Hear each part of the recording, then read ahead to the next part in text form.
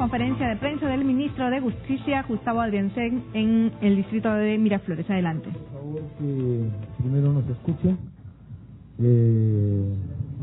A mí y al procurador supranacional Luis Huerta. Inmediatamente después de ello podríamos atender algunas inquietudes. Primero presentar todo de esta manera. Con respecto al fallo, lo va a exponer y luego empezará la rueda de preguntas. Entonces, en momentos en que el ministro de Justicia y Derechos Humanos, Gustavo Adriancén, va a pronunciarse con respecto al fallo de la Corte Interamericana de Derechos Humanos sobre el tema Chavín de Huántar. Como se sabe, el fallo ha sido dado hace unas horas por la Corte y, según se ha podido conocer, en un aspecto preliminar no pide que haya reparaciones económicas para los familiares. Vamos a dar inicio a la conferencia de los periodistas abatidos. Escuchemos. Por el señor ministro Gustavo Adriancén, acompañado del viceministro de Acceso a la Justicia y Derechos Humanos, Ernesto Lechuga, y el procurador Luis Huerta. Ministro Adriancén, usted tiene la palabra.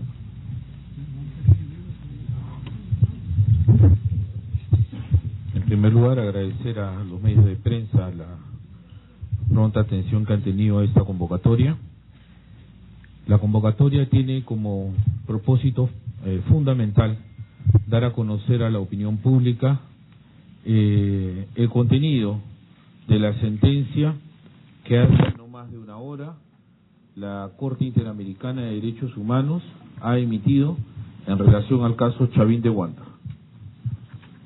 Indicar en primer lugar que con esta sentencia se da fin en sede internacional al proceso que iniciaran quienes han venido defendiendo a los delincuentes terroristas en el caso Chavín de Huántar.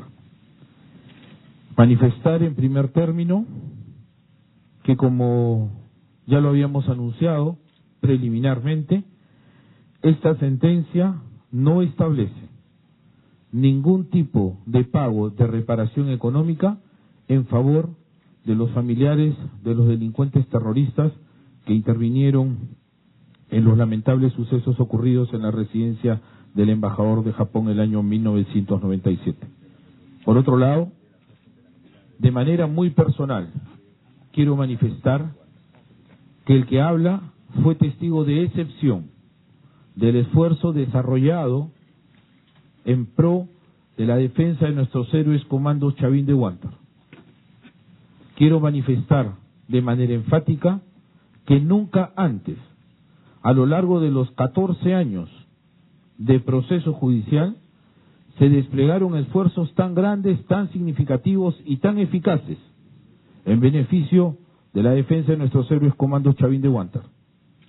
Dije que era testigo de excepción y esa es la razón por la que puedo ser tan enfático.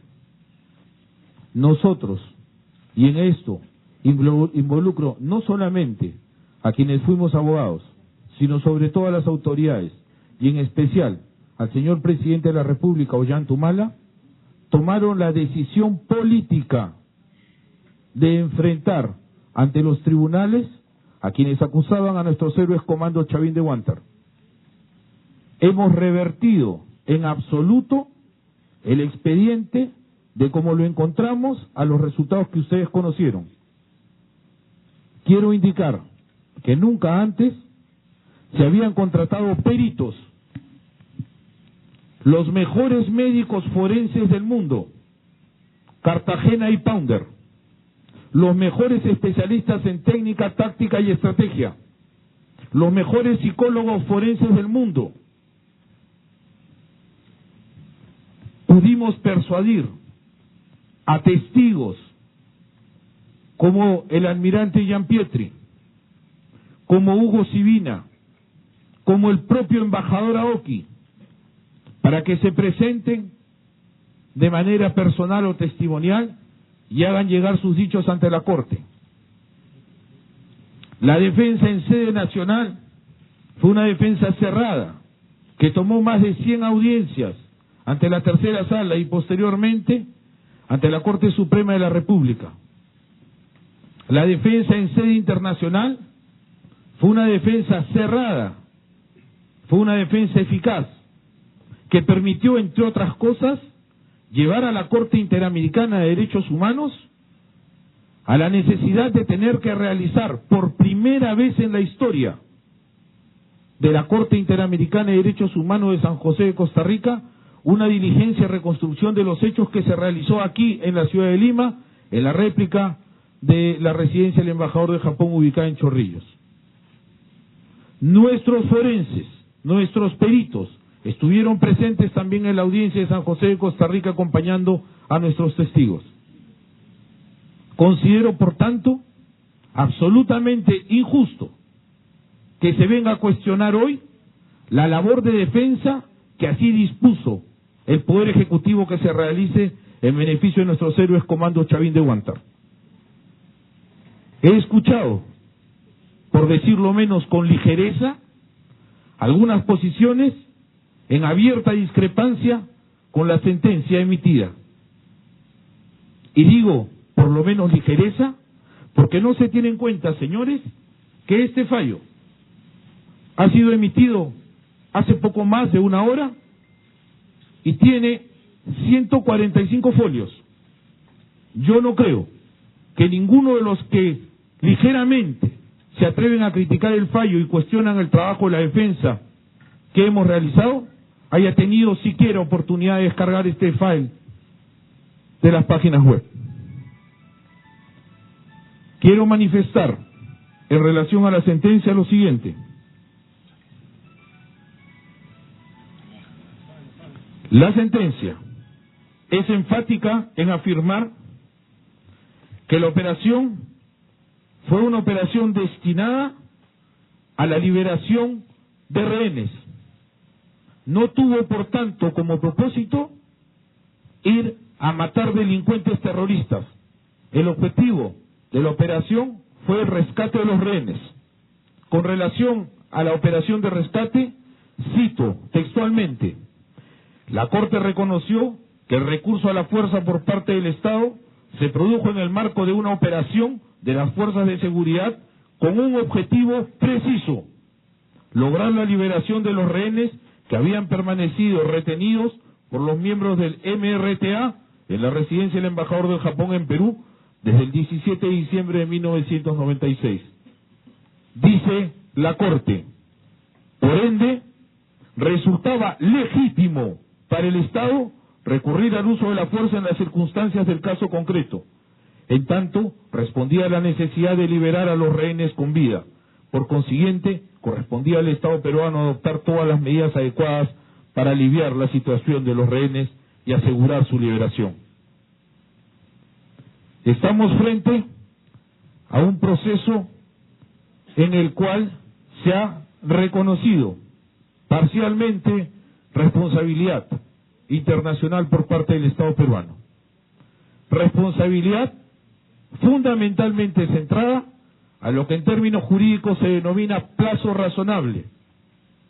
En efecto, si los hechos sucedieron en el año 96 y 97 y estamos en el año 2015 y subsisten aún hechos que deben ser investigados, el Estado peruano está siendo encontrado responsable parcialmente por este suceso, es decir, por no haberse realizado investigación en los años precedentes.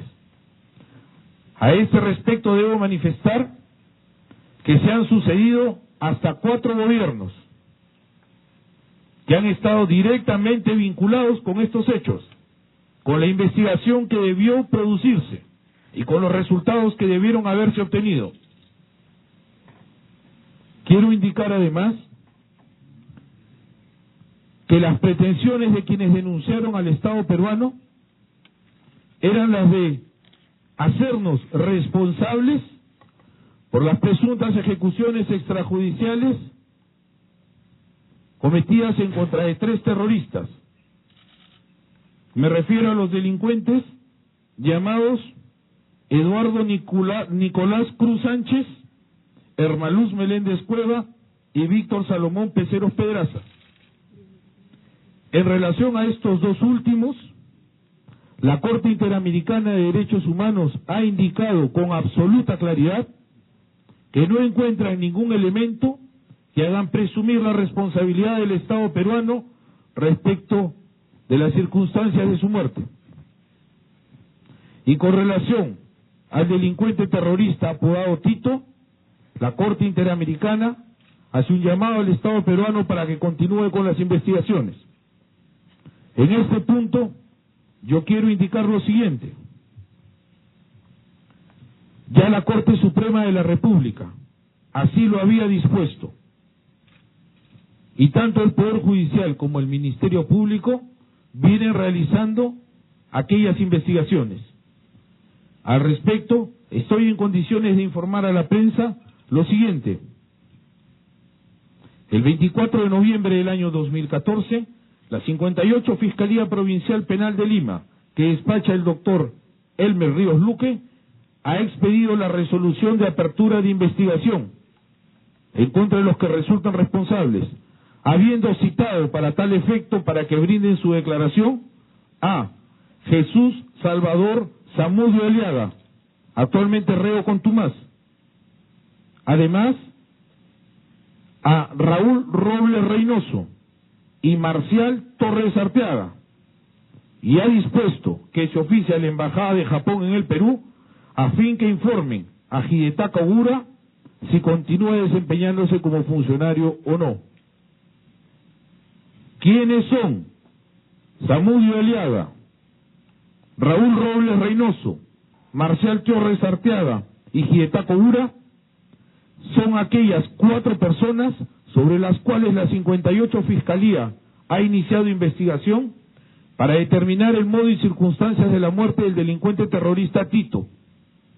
Quiero informar además que se ha descartado en la investigación fiscal que estemos frente a un delito de lesa humanidad. Se trata la investigación sobre homicidio agravado. Con relación a este caso, hemos sido informados que el 20 de enero, 27 de enero y finalmente el 6 de mayo, así como el 28, fueron citados a rendir sus declaraciones Raúl Robles Reynoso y Marcial Torres Arteaga.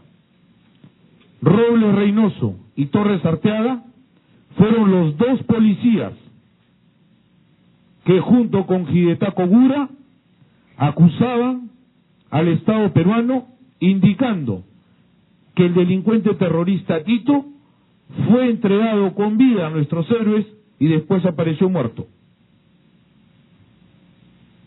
Que quede claro entonces que a quienes se está investigando hoy día ante la 58 Fiscalía Provincial Penal de Lima es a Zamudio Aliaga, a Robles Reynoso, a Torres Arteaga y a Hidetaka Ogura, no a los comandos Chavín de Huántar. La Corte Interamericana de Derechos Humanos de San José de Costa Rica ha sido muy clara, reitero, en establecer que no hay pago alguno de reparaciones económicas en favor de los familiares de los delincuentes terroristas. Asimismo, ha establecido, por ejemplo, que la pretensión que inicialmente se tuvo para reconocer como una de las beneficiarias a Lucinda Rojas Landa. ¿Quién es Lucinda Rojas Landa? Aquella que se llamaba conviviente del delincuente terrorista Tito y habría sido incluida por la Comisión Interamericana de Derechos Humanos como una presunta víctima. La Corte ha descartado en absoluto que sea víctima en este suceso. No se le considera, cito, la Corte realizó las determinaciones correspondientes respecto a la calidad de presunta víctima de Lucinda Rojas Landa. Al respecto, la Corte consideró que asistía razón al Estado peruano en que no estaba acreditado el vínculo familiar al momento de los hechos de Lucinda Rojas Landa con Eduardo Nicolás Cruz Sánchez, Tito, por lo que no fue considerada como presunta víctima en este suceso. Existe, sí, un reconocimiento en materia de rehabilitación, el concepto de salud, en favor de Edgar Odón Cruz. Se le tendrá que consultar a este ciudadano, que es el hermano del delincuente terrorista Tito, si requiere o no de dicha rehabilitación. Quiero concluir afirmando que así se indica los sucesos en torno del delincuente terrorista Tito fueron hechos aislados, ajenos al operativo Chavín de Huántar. Como consecuencia de estos hechos, debemos indicar además que la Corte no ha invalidado en forma alguna el contenido de la sentencia que se emitió en el fuero militar y que disponía el sobreseimiento de nuestros héroes comandos Chavín de Huántar.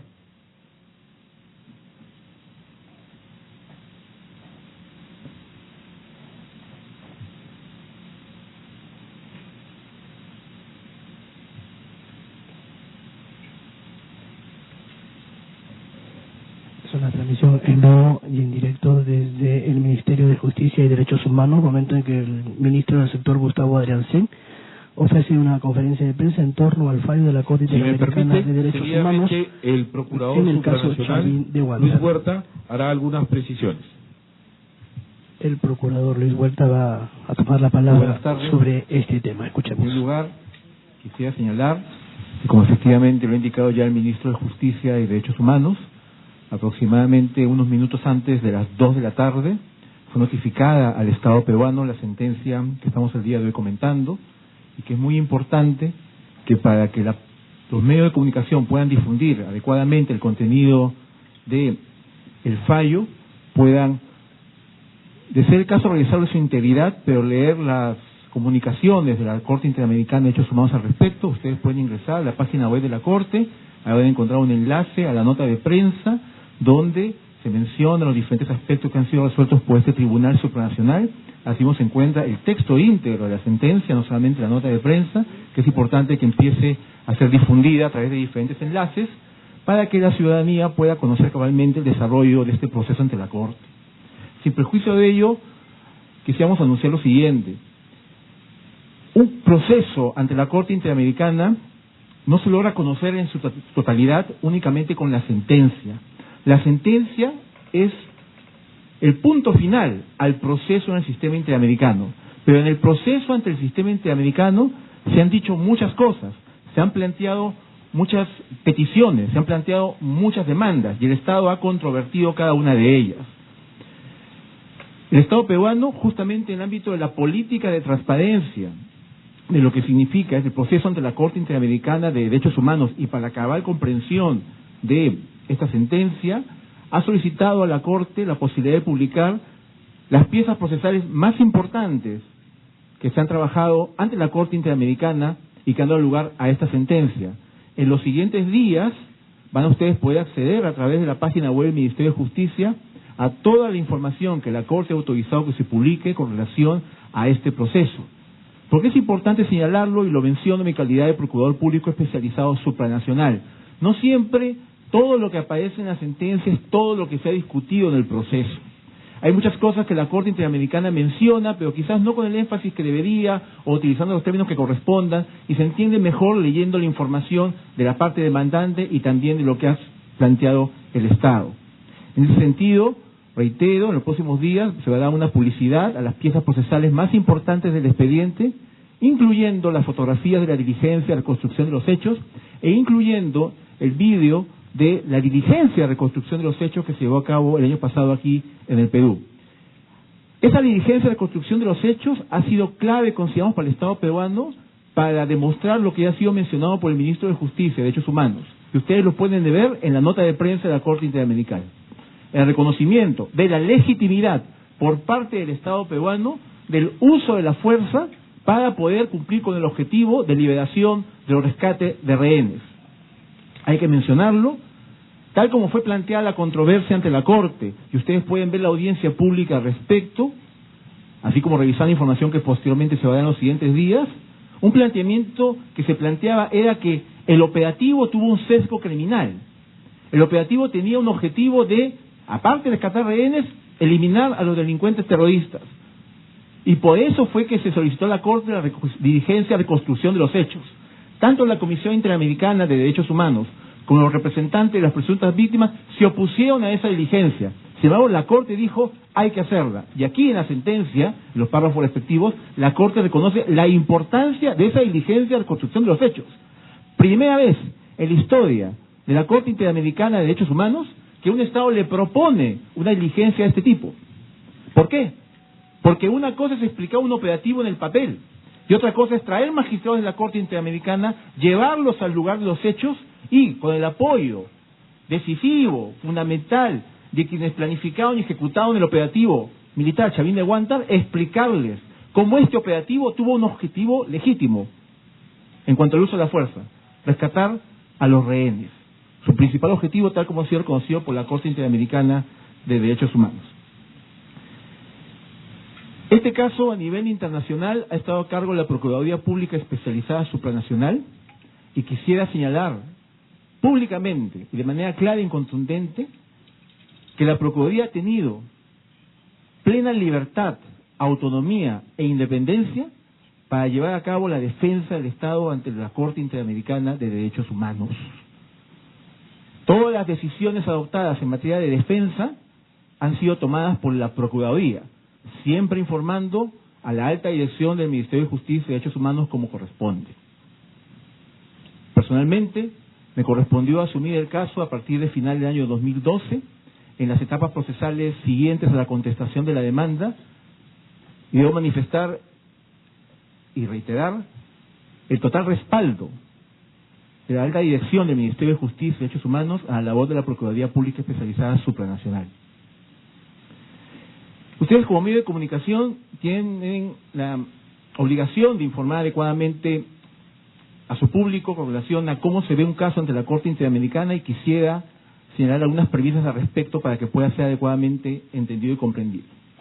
Ante la Corte Interamericana de Derechos Humanos se evalúa si un Estado ha cumplido o no con sus obligaciones internacionales. Eso es lo que se evalúa. Y en la presente controversia hay que delimitar claramente 4 situaciones que se han presentado.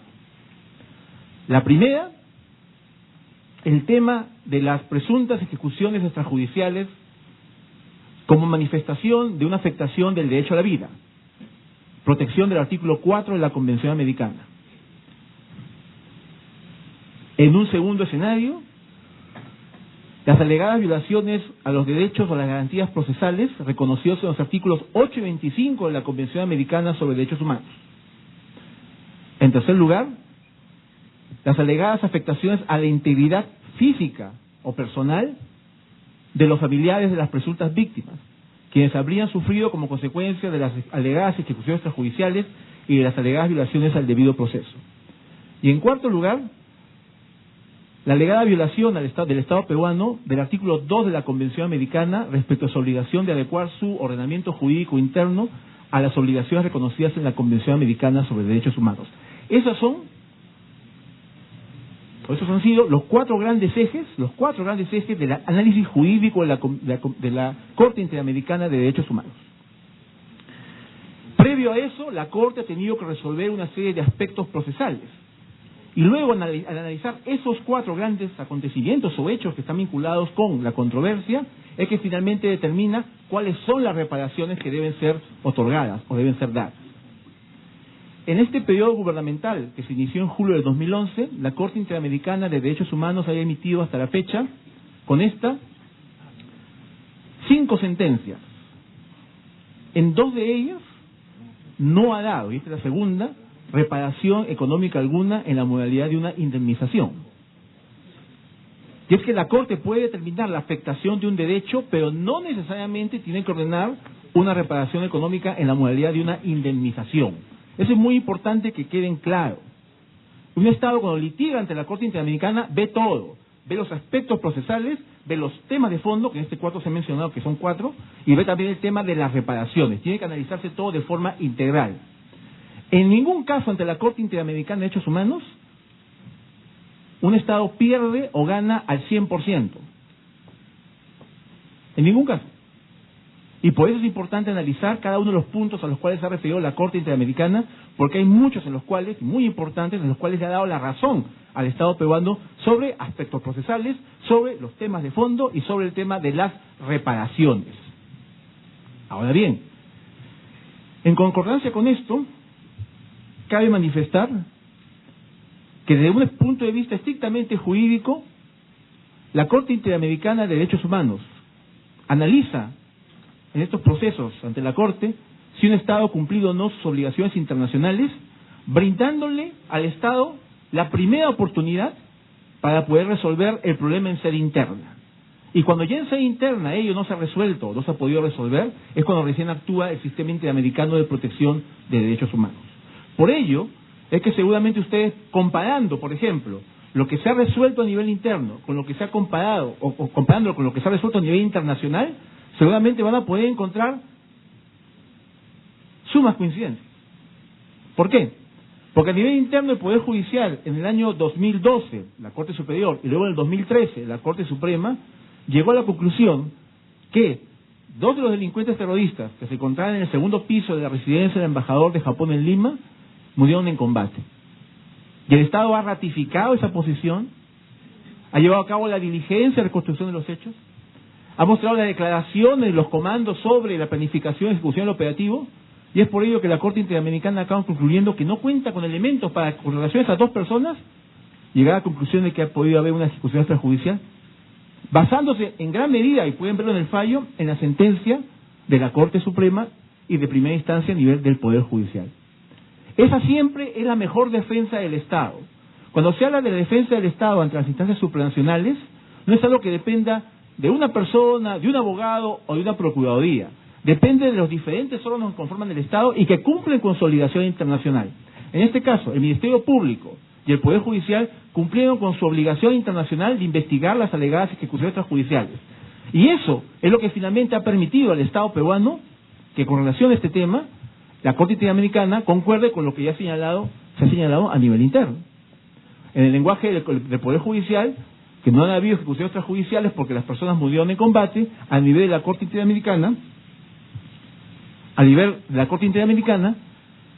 que no cuenta con elementos para pensar contrario, para pensar algo distinto, para pensar algo diferente, a pesar de que los representantes, las presuntas víctimas, alegaron desde un inicio una serie de argumentos orientados a considerar que el operativo Chavín de Huanta, tal como estaba diseñado y planificado, tenía por objetivo no dar cuartel a los delincuentes terroristas. Y con relación al caso de Eduardo Nicolás Cruz Sánchez, ocurre algo parecido. Pues, a nivel del Poder Judicial, se ha señalado que corresponde realizar una investigación sobre las razones y circunstancias de su muerte. Y eso es lo que también ha ordenado la Corte Interamericana de Derechos Humanos. Y porque eso, además, es lo que también se ha ordenado en sede interna. Hay esa coincidencia, existe esa coincidencia. Por lo tanto, es importante tomar en cuenta lo que ya ha señalado el Ministro de Justicia y Derechos Humanos con relación a la investigación que actualmente se lleva a cabo en el Ministerio Público con relación a la investigación del delincuente terrorista Eduardo Nicolás Cruz Sánchez. Corresponderá al Ministerio Público, dentro de su autonomía, llevar a cabo todas las diligencias que consideren necesarias para el esclarecimiento de cómo fue que esta persona apareció muerta en la residencia del embajador de Japón en el Perú. Nuevamente, en estos casos, mientras el Estado cumpla con sus obligaciones, podrá de alguna manera acreditar ante la Corte Interamericana que no existe responsabilidad internacional. La ausencia del cumplimiento de estas obligaciones, como por ejemplo la ausencia de una claridad hoy en día sobre cómo murió el delincuente terrorista Tito, es lo que finalmente ha llevado a que la Corte Interamericana identifique que hay una responsabilidad internacional del Estado por la afectación del derecho a la vida y también por la afectación de las garantías judiciales. Entonces, la Corte Interamericana prácticamente ha resuelto en similar sentido a como ya han sido resueltos los tribunales nacionales. La Corte Interamericana no le está diciendo al Estado peruano qué cosa tiene que hacer, porque reconoce expresamente con los elementos probatorios que ya se ha determinado aquí que hay que investigar.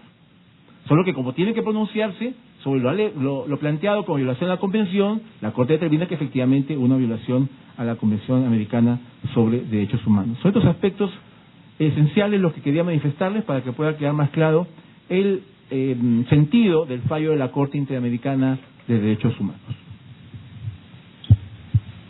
Vamos a dar inicio a la rueda de preguntas. Es la exposición que ha dado Luis Huerta, procurador especializado supranacional en torno al fallo En este momento se inician ya la rueda de preguntas de los diferentes representantes de los medios de comunicación aquí en el auditorio del Ministerio de Justicia. La primera es, la Corte ha resuelto, he podido leer una parte de la sentencia, que el Estado peruano tendrá que observar o dirigir que las autoridades judiciales cumplan con la investigación en el caso de terrorista Tito.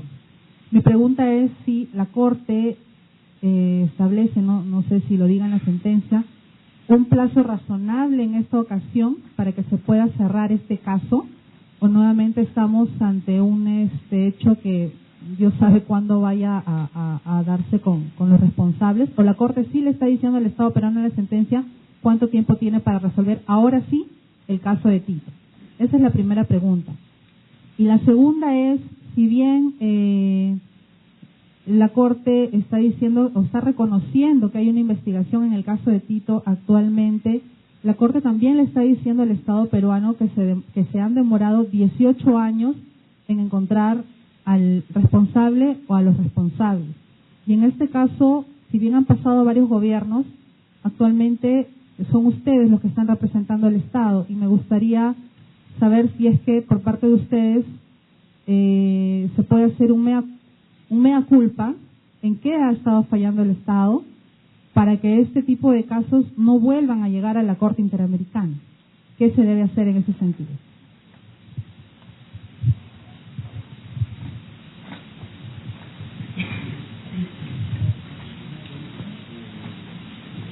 Es una transmisión en vivo y en directo desde el Ministerio de Justicia. Reiterar a los que se unen a esta señal que es la conferencia de prensa del Ministerio de Justicia representado por su ministro Gustavo Adriancén, quien está dando explicación al detalle sobre el fallo de la Corte Interamericana de Derechos Humanos sobre el caso Chavín de Huántar, en lo que ya se ha dicho que no habrá reparaciones económicas para los familiares de los terroristas. Relacionados con la ejecución extrajudicial de Eduardo Nicolás Cruz Sánchez, con la debida diligencia y en un plazo razonable para identificar, procesar y, en su caso, sancionar a los responsables. La debida diligencia en la investigación implica que todas las autoridades estatales correspondientes están obligadas a colaborar en la recolección de la prueba, por lo que deberán brindar al juez, fiscal u otra autoridad judicial toda la información que requiera y abstenerse de actos que impliquen la obstrucción para la marcha del proceso investigativo. En particular, el Estado deberá, y menciona una serie de principios que son propios de la investigación en estos casos, como por ejemplo, asegurar el pleno acceso y capacidad de actuar de los familiares en todas las etapas de estas investigaciones, que el proceso sea público, garantizar que las investigaciones y procesos por los hechos del presente caso se mantengan en todo momento bajo conocimiento de la jurisdicción ordinaria, etcétera. Todo esto que la Corte está indicando, además, que debe hacerse para responder a la pregunta del plazo, que ha indicado que debe ser entre un plazo razonable, todo esto que la Corte dice que debe hacerse en estos momentos es lo que también debe permitir entender lo que el Estado debió hacer en su oportunidad. Y para eso existe justamente la Corte Interamericana de Derechos Humanos, no para imponerle al Estado cómo debe resolver, sancionando a alguien, procesando a alguien, culpando a alguien. La Corte lo que dice el Estado es en qué consisten sus obligaciones. Y ante la segunda pregunta que usted menciona, sí, el Estado debe tener nota de este parágrafo, ¿no? En relación a la primera pregunta, además de lo expresado por el Procurador Supranacional Huerta, en relación al parágrafo 460, yo quisiera agregar lo dicho por la propia comisión en el folio 144 de la sentencia. El Estado debe, dentro del plazo de un año contado a partir de la notificación de esta sentencia, rendir a la Corte un informe sobre las medidas adoptadas para cumplir la misma. ¿Ok? Continuamos, por favor. Lo que mencionaba anteriormente vinculado con el tema de... Sí, es un año para informar, no es el año para resolver, es el año para informar a la Corte. Este es un caso emblemático para la Corte Interamericana de Derechos Humanos. ¿Saben por qué? Porque es el primer caso vinculado con el Estado del Perú en donde la Corte ha tenido que analizar conceptos, o comprender temas o materias propias de lo que hoy día se conoce como el derecho operacional. Jamás la Corte había conocido un caso contra el Estado peruano en donde tenía que analizar planes operativos militares. donde tenía que analizar conceptos como técnica de dominio del inmueble, técnica del tiro instintivo selectivo, la calidad de las armas utilizadas, etcétera. Es la primera vez que la Corte respecto al Estado peruano se ha enfrentado a un caso de esta complejidad. Y esa misma complejidad es la que se presenta también en sede interna, porque los jueces y fiscales no necesariamente son especialistas en estas materias. En parte por eso, la Corte lo que está diciendo es que hay que dar todas las facilidades a las autoridades correspondientes para que puedan analizar cabalmente esta situación. Hay que reconocer y hay que mencionar que el fallo de la Corte Suprema del año 2013 ha sido considerado por expertos internacionales que el Estado peruano llevó ante la Corte como fallos del fuero ordinario muy importantes y muy emblemáticos por la capacidad que han tenido para analizar un tema de especial complejidad, como es el tema del análisis de los planes operativos, en particular de rescate de rehenes, que no puede ser visto como cualquier plan que uno tiene para llevar a cabo una acción dentro del Estado, porque tiene sus singularidades. Entonces, en la investigación fiscal se tendrá que analizar ahora otros aspectos vinculados con las declaraciones que están dando algunos los implicados en el caso, y dentro de un año se tendrá que informar al Estado sobre el estado de su investigación, y en ese momento se verá en qué situación se encuentra el proceso. Pero queda claro que la Corte ya nos ha dicho qué cosa es lo que en cualquier circunstancia tiene que darse cuando exista alguna denuncia como resultado de una presunta ejecución extrajudicial, para que los hechos no se repitan. En relación a lo que ha estado indicando el procurador Huerta, yo quisiera complementar lo siguiente. Hace algunos meses la Corte Interamericana también falló sobre la toma del Palacio de Justicia en Colombia, ese es el caso. Y en esa sentencia la Corte estableció que allí hubo uso excesivo de la fuerza por parte de quienes develaron aquella zonada. En el caso del operativo de rescate de rehenes Chavín de Huántar, la Corte Interamericana ha sido expresa en indicar que los miembros del comando Chavín de Huántar hicieron uso regular de su fuerza. No hubo exceso en el operativo. Eso debe quedar absolutamente claro porque es uno de los conceptos nuevos de los que refería el procurador Huerta. Se hizo uso regular de la fuerza. Continuamos, por favor. Buenas tardes. César Rojas, del Diario Expreso. Ministro Adrián Sen, si bien es cierto, se está diciendo que el Ministerio Público le corresponde ver la forma en que se va a llevar esta investigación, yo le pregunto, señor ministro, si usted le puede asegurar a nuestros héroes, los comandos, que no van a ser citados, que no van a ser importunados luego de 18 años. Y una segunda pregunta. Hoy día ha salido en una revista local que el señor Eguiguren, cuando era ministro de Justicia, pidió una solución amistosa a la ONG APRODE, que es la que demandó al Estado. Lo ha admitido Gloria Cano. Nosotros queríamos consultarle cómo se puede ver que él pida una solución amistosa cuando el mismo procurador ha dicho que ellos se negaban a hacer la reconstrucción de los hechos. Muchas gracias.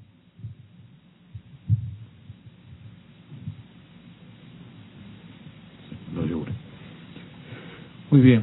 En relación a la pregunta primera, quisiera indicar lo siguiente. Después que se emitió la sentencia en la Corte Suprema, sala presidida por el vocal San Martín, se dispuso que se inicien las investigaciones para determinar el modo y circunstancias de la muerte del delincuente terrorista apodado Tito. Y así se ha hecho en efecto. Invito a la prensa a verificar la información que estoy proporcionando.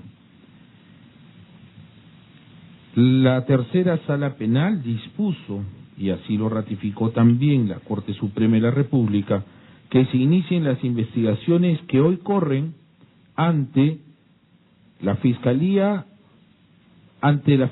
Provincial Penal de Lima, 58 Fiscalía Provincial Penal de Lima, que despache el doctor Ríos Luque. Entonces, allí se está llevando a cabo una investigación, pero aquí lo importante es lo siguiente: ¿a quiénes se está investigando? A quienes dicen o a quienes dijeron haber visto con vida al delincuente terrorista Tito. ¿Quiénes son? En primer lugar, Hidetaka Ogura. ¿Recuerdan ustedes a aquel japonés que era miembro del servicio diplomático de Japón cuando sucedieron los hechos? Aquel al que también le salvaron la vida los comandos Chavín de Huántar. Se está investigando entonces a Hidetaka Ogura, que fue presentado por quién. Hidetaka Ogura, por los defensores de los familiares de los delincuentes terroristas. ¿A quién más se está investigando? A Raúl Robles Reynoso y a Marcial Torres Arteaga. ¿Y quiénes eran estos dos? Los dos policías que también sirvieron como testigos de cargo para la organización que defendía aquí a los familiares de los terroristas en contra del Estado. ¿Qué era lo que decían Hidetaka Ogura y qué era lo que decían estos dos policías? Los comandos los tuvieron con vida, los comandos los retuvieron, los comandos y los comandos. Así que muy bien, pues el Poder Judicial les ha tomado la palabra. Como ustedes dicen que los vieron con vida al delincuente terrorista Tito, vengan a juicio y expliquen ustedes qué sucedió con ellos. ¿Qué ha ocurrido a la fecha? No se han presentado. ¿Ok? Vamos a ver ahora si quienes defendieron en su momento a los familiares de los terroristas, presentando a estos como testigos, también acuden a juicio a defenderlos ahora, ¿no? Gran problema en el que los metieron. ¿Quién más está siendo investigado? Jesús Salvador Zamudio Aliaga. ¿Quién es? El contumaz, el que nunca se había presentado, que era el jefe precisamente de estos dos policías, que eran miembros del SIM. ¿Ok? Entonces a ellos es a los que se tiene que investigar. Concretamente a su pregunta, si yo puedo garantizar que nuestros héroes comandos Chavín de Huántar no serán citados o importunados, lamentablemente no puedo garantizarlo. Eventualmente estaría en condiciones de afirmar que algunos podrían ser invitados a prestar su testimonio. No puedo garantizar que ninguno, pero lo que sí puedo asegurar es que serán llevados en calidad de testigos para brindar su declaración y no en calidad de investigados o imputados de ningún delito, porque quede claro lo que ya se dijo. La sentencia de la Corte Interamericana que hoy conocemos establece que lo ocurrido con el delincuente terrorista Tito es un hecho aislado, ajeno al operativo Rescate Chavín de Huántar, en el cual participaron nuestros héroes comando Chavín de Huántar.